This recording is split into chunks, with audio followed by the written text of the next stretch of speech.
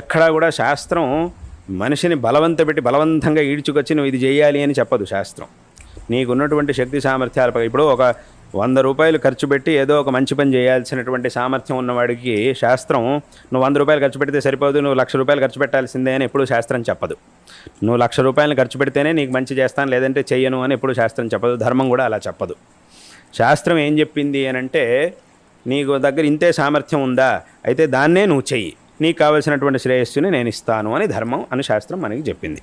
అందుకే స్వయంగా భగవద్గీతలో కృష్ణ పరమాత్మ ఏం చెప్పాడు? పత్రం పుష్పం ఫలంతోయం యోమే భక్త్యా ప్రయచ్చతి తదహం భక్త్యుపహృతం అశ్నామి ప్రయతాత్మనః అని అన్నాడు. అంటే ఏమిటి? నువ్వేదో నాకు లక్షలు కోట్లు కిలోలు బంగారాలన్నీ సమర్పించాల్సిన అవసరం లేదు. అంటే ఆ సామర్థ్యం ఉంటే నీ ఇష్టం, సమర్పించు, పర్వాలేదు. కానీ ఆ సామర్థ్యం కనుక నీకు లేదు అని అంటే, ఆ సామర్థ్యం ఉన్న వ్యక్తిని చూసి అయ్యో ఆయన ఎంత చేస్తున్నాడే నేను అంత చేయలేకపోతున్నానే అని నువ్వు అస్సలు అనుకోవాల్సిన అవసరం లేదు.